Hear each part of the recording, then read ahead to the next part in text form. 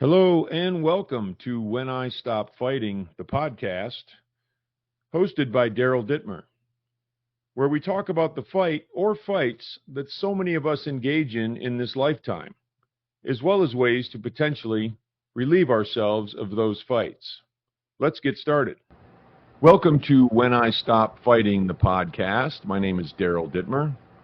My guest today is Kyle Coyote Yates, creator and host of the Vibes Broadcast Network, as well as, near and dear to my heart, a sober human. Welcome, Coyote. Great to connect with you again. Hey, man, thanks for having me on. Thank you. Yeah, no, we definitely had a good connection when I was fortunate to be on your podcast, which we'll get into in a little bit here, but was just it was a cool conversation. You're a cool guy. You're a chill guy. I love that sort of thing. And we had an easy, I thought, wonderful conversation. So wanted to get you on and kind of do it from this end and see where we go. Appreciate that, man. It's different being on this side of the conversation, Yeah, it is. It is.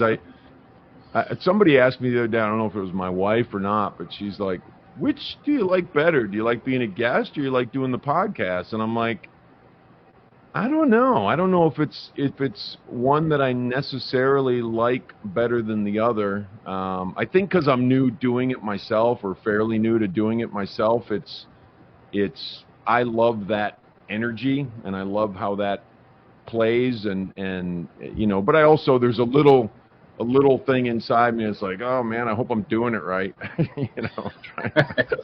Trying to make sure I'm asking whatever the most relevant questions and this and that. But whatever, it's like everything else in life. You get better as you go, and you morph and you change and right, we do the best we can. So from a sober human perspective, again, near and dear to my heart, and I think that's just a wonderful thing. And as you know, I am as well. And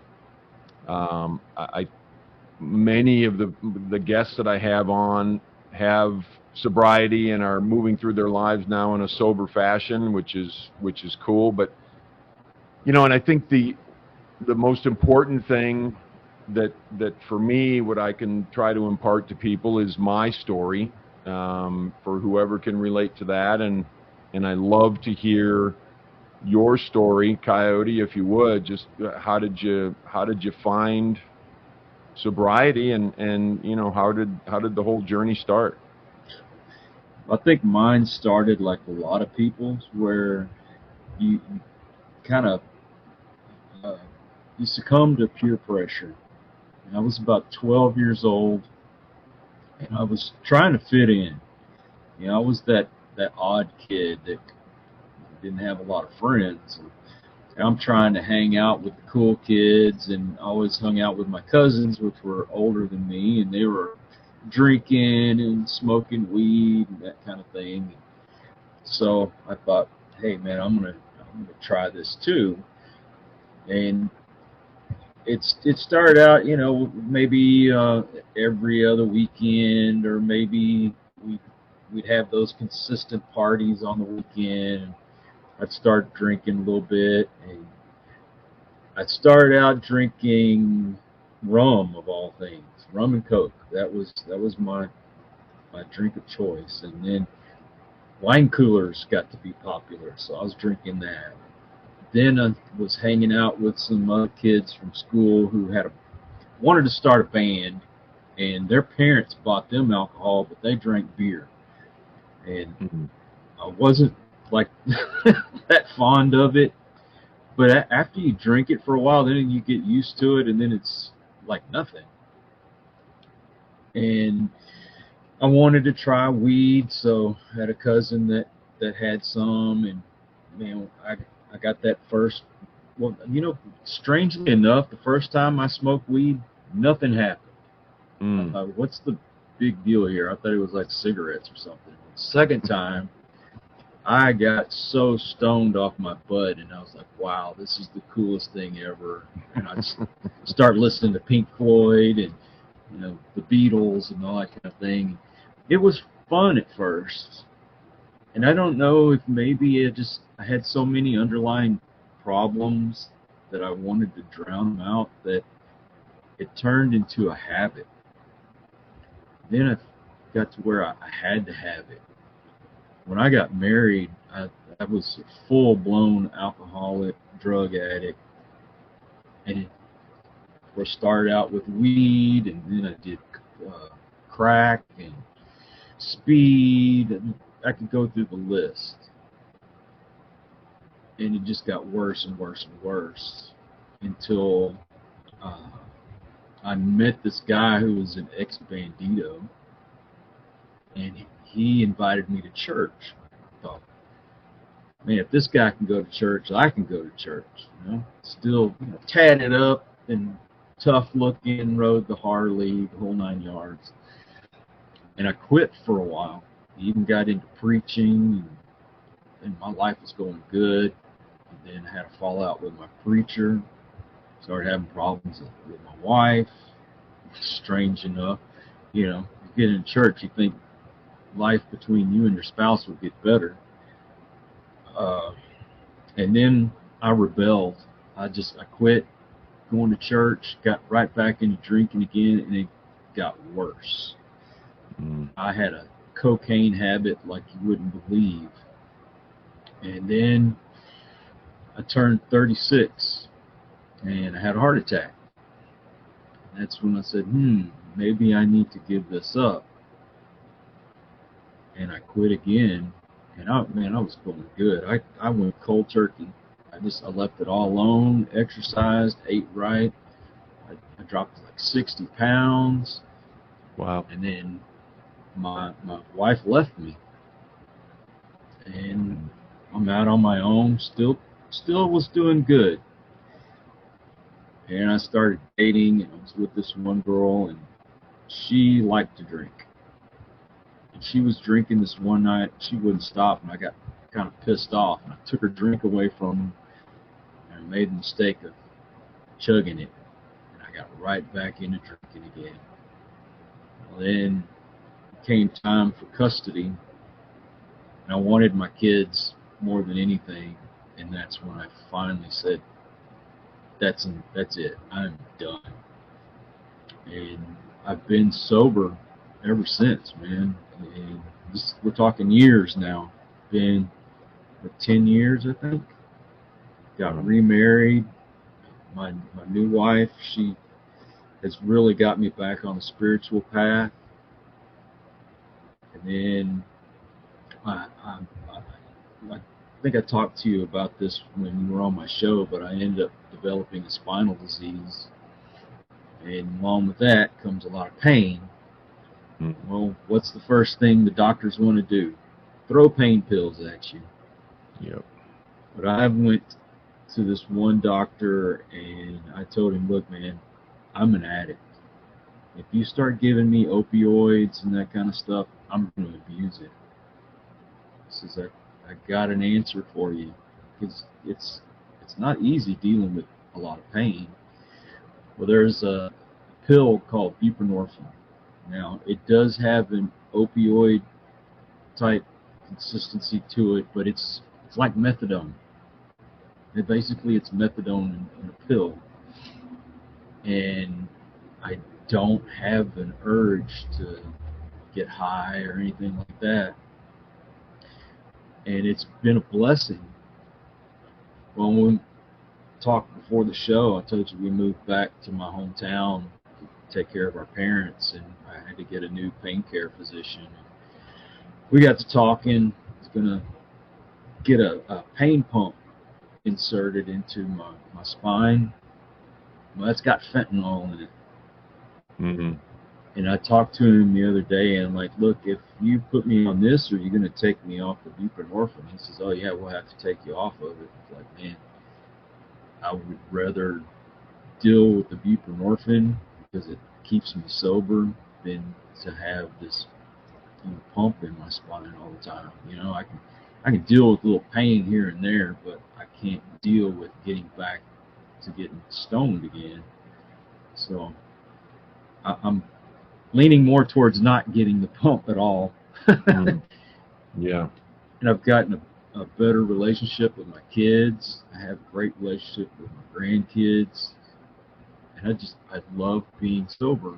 And, along that journey, trying to find something to do, I got into the podcasting, and that's one of the reasons why I had someone like you come on. Is I'm trying to bring some inspiration out there.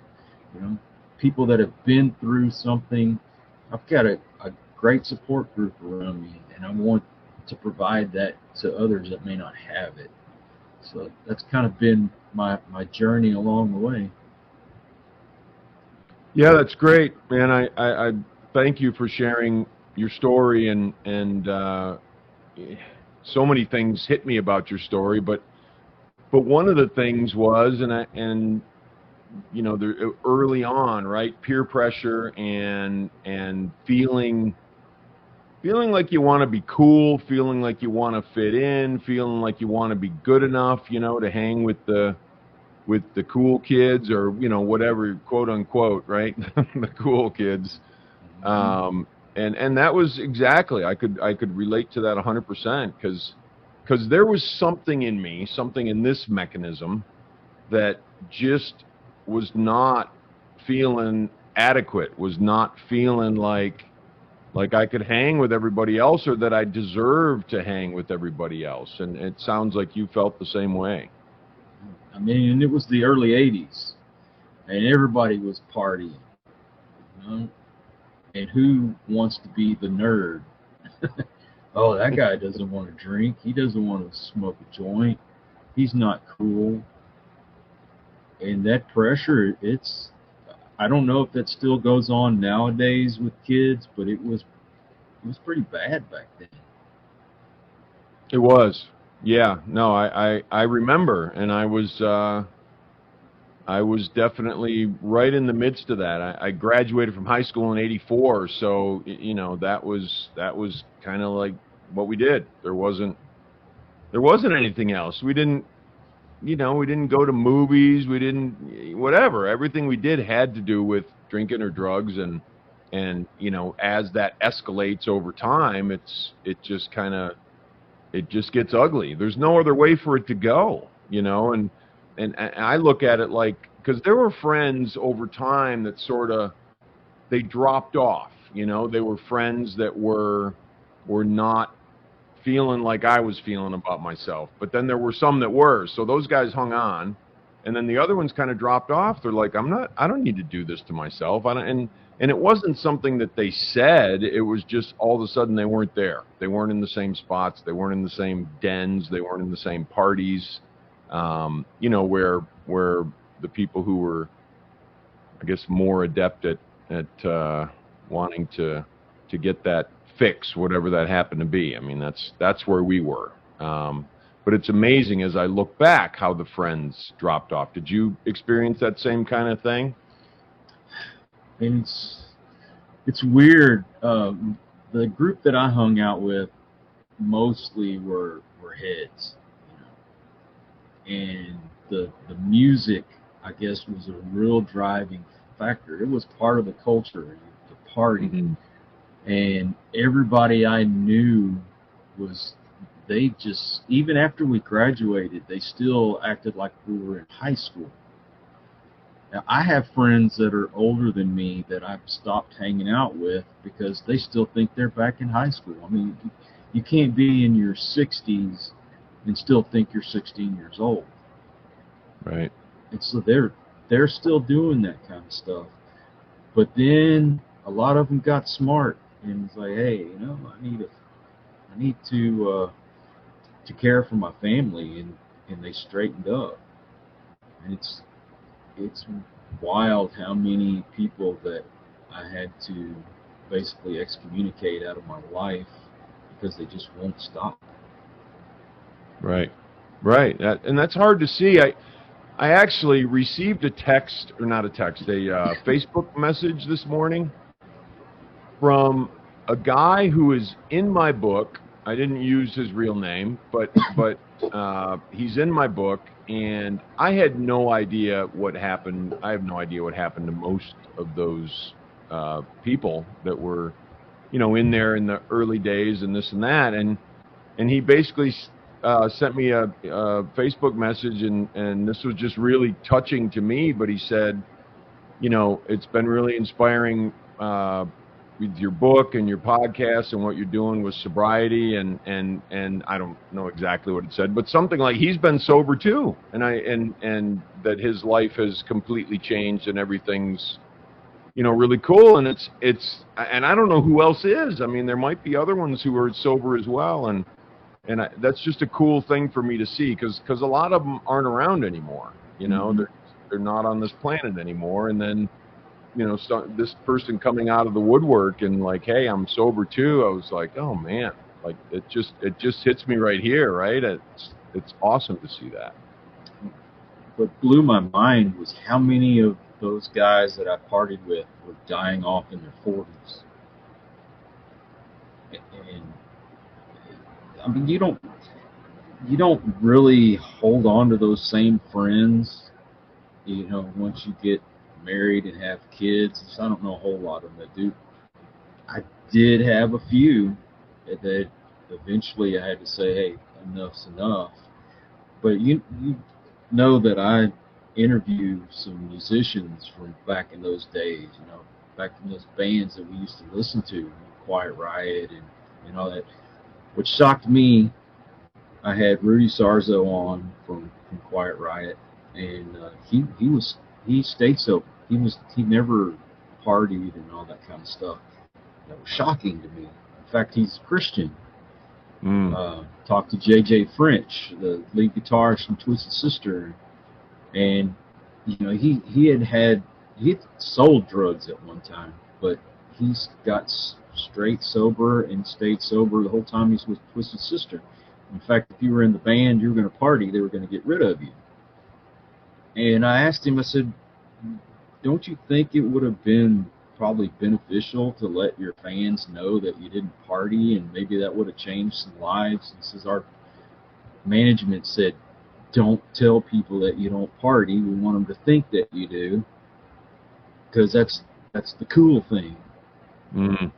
And then there was a few that I talked to that, hey, we partied and did all this, and then I realized that I was killing myself, or I was losing my friends, and so I got sober. So you just had such a different array of people, how either they were always sober or they got sober, and then you have some that just can't let go. I I don't know when it was, a year and some change ago, maybe. We saw Ted Nugent in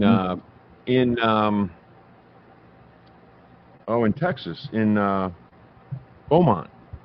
Okay. Beaumont, Texas. One of his last shows, and or I guess one of his last sort of tours, I suppose. But he had said, and he I think he says it wholeheartedly, like, I've never done this stuff. I've never drank, smoked, didn't care, like that sort of thing. And I find it fascinating that there are people like that on this planet. Now, my wife, for the most part, she drank a little, but, never tried anything else.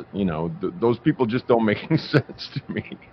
Like, what's wrong? Well, like, why don't you? Or why didn't you? I thought everybody did it, but they don't. And I think that's a really cool thing. And it's an interesting thing, especially for people like us, right? Because it's hard to get. It's hard to understand, like, oh, you never really felt like you wanted to feel differently about life. And because that was my whole thing. I needed to feel differently than how I felt. I mean, when I was at school, I looked around, I go, oh yeah, everybody's doing this. I don't want to be the odd man out. And I was shocked to find that, the crowd that I didn't normally hang out with, there was a lot of them that they just didn't do that. And you thought, you were so cool back in high school. You didn't party? No, didn't party. Amazing. It's amazing. Yeah. So So you had mentioned, going to church and getting sober at different periods for periods of time, and so was there any? What was the difference around the time when your kids when you were sort of doing that whole battle and made that decision? What was the difference that has made that stick now and through this last 10 years or so? Well, I look back at the hell that I put my kids through when they were little, because I was full blown alcoholic then. And then when my first wife and I split up, we went into a custody battle. My first wife, she was crazy. I mean, I know everybody says that about their ex, but she was actually bipolar, and she had done some things I'm not going to talk about here, but it came down to they were taking my kids away from her, and they put them with me. And then there was kind of a resistance there because my kids didn't want to be around that alcoholic dad. And I was like, I've got to be mature here. I've got to be a father. And I saw how at least with my boys, 'cause my boys stayed with me. My daughter ended up moving in with my mom. But I saw our relationship start to get closer. And then, they're in their 20s, and my daughter gets married. She has a couple of boys, and she finally sees that dad is really changed. And I don't want to go backwards. I don't want to lose that, and I definitely don't want to lose that relationship with my grandkids. My grandkids have not seen drunk grandpa. I want to keep it that way. I don't want them to know what I was like back then. I want them to know me as I am now. And, because if you go back to being that same old, and you're like, oh, I ain't hanging around with that drunk. So I have to say that my kids and my grandkids are what's keeping me there. Yeah, that's great. I mean, that's what better reason, right? What there's just, that's right here in the middle of us, right? There's not, you can't take that out, you can't change it, you can't move it. There's that. I'm actually fortunate. I'm going to say it's been a month, maybe 6 weeks. I don't know. I'm not good at dates or whatever, but we have a grandbaby in Austin, Texas, my first one, and so it's just a beautiful thing, right? It's just an absolutely beautiful thing, and to watch that happen and to be present for it and to be available for it and to be, able to give something of myself. And you mentioned a little bit earlier, in terms of your podcast and wanting to give back and wanting to, pump some good things into the world. And I'm 100% with you. I could not agree more with, we need that. We need that as individuals. We need it as communities and country and everything else. We need to help shape things at their roots. And the roots is the people, right? The roots is human beings and helping people. If there's something that we talk about that helps someone, then we've done our job, right? I mean, that's kind of how I feel about it. Yeah, and let's face it, the things that we talk about are not the most popular on YouTube or any platform. Yeah. Most of it's either pop culture, video games, or politics. And you can, if you want to just go make money, then you talk about those things, go make money. But I just feel like there's enough of that out there, but there's not enough positivity going on. And I don't always talk about sobriety. I mean, sometimes it's health issues. Maybe you want to lose weight, or maybe you have a chronic disease and you don't know where to turn. I find people that are going through that or have gone through that, and they can talk about it. Shoot, maybe you want to write your own book. I have people that come on and talk about that. Maybe when I have a musician come on, or an actor, they come on and they talk about their projects and stuff. Well, there's somebody out there that's like, oh, well, maybe I want to do that. Or one of the questions I like to ask them is, what has been the greatest hurdle in your life? And some kid might be listening in and they talk about, oh man, I had to go through this, and go, wow, I'm going through that, or I went through that, and they came out good on the other side. That's an inspiration. So that's why my topics are kind of all over the place, but they still have a common theme, is inspiration and motivation. Yeah, very cool. And it's everybody can use that, right? There's so much, in my opinion, that we're comes at us from all angles, and news and information and social media and everything, and it's helpful to have a respite from that. It's helpful to have a real discussion about real life and what's going on, and like you said, your hurdles, people's hurdles, to talk about that, because everybody has hurdles, and one of the things that I think is really prevalent in the world today, and I'm not, it's not like this big judgmental platform or anything, because we're all contributing to everything as well, but it's amazing how there's this emphasis on trying to look maybe different than what we are, trying to act like we feel better than we feel. There's a part of it that's just not real, and it's not honest, and it's not on the ground. Do you feel that way, or is that what you see as well? Well, there is kind of a mask out there, and we did that. Everything is like a corporation. They're trying to sell something. I mentioned J.J. French. Okay, here's a band, Twisted Sister. They're crazy looking, all over the place, and you think Wild Party. Well, they're made to look like that, and that gives people this idea of, like I had, was, oh man, I got to be crazy and party like these guys. But yet I get to the human side of, here's this guitar player that, okay, we all know you were into a sister, we all know about the music and this, that, and the other, but let's get a little deeper into who you really are.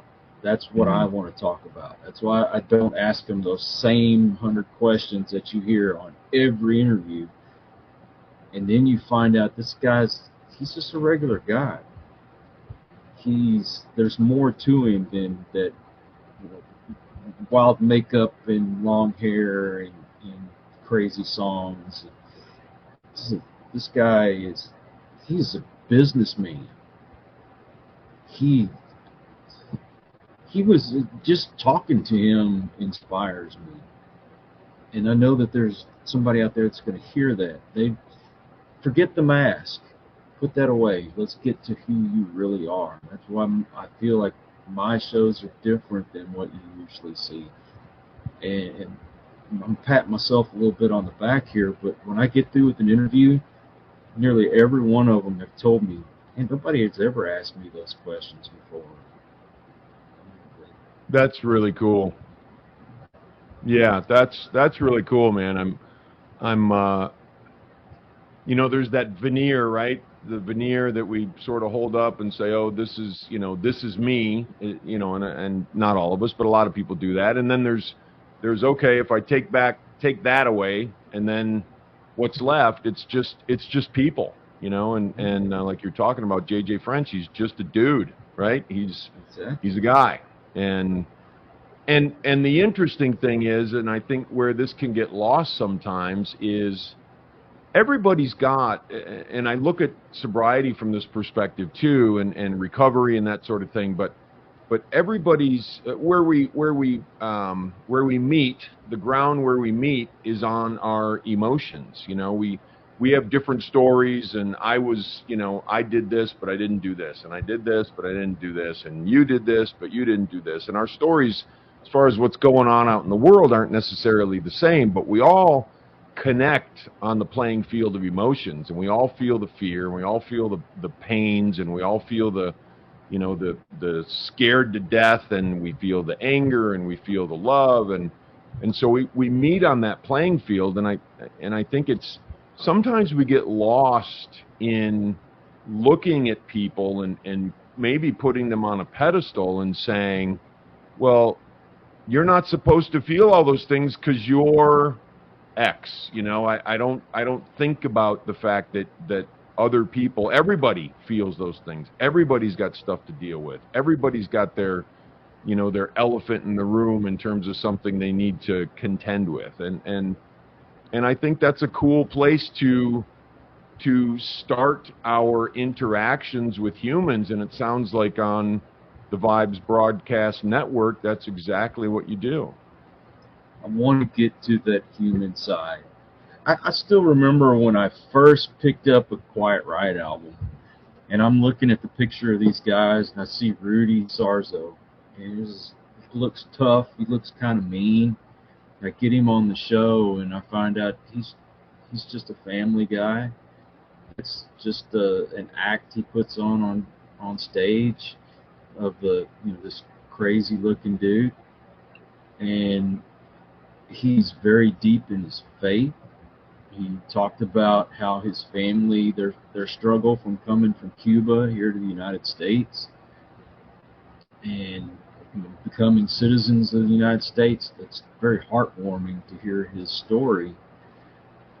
And at the end of it, we ended up exchanging phone numbers, and he come to Houston a couple months ago and met up with him, and it was kind of cool sitting at the side of the stage and watching him play and enjoying it. But I don't look at him the same when I see him on stage. I say, hey, that's my buddy. He's just a normal guy. Believe it or not, a lot of them, they just want to be treated like a normal human being too. They don't put themselves on that pedestal. I think their fans do.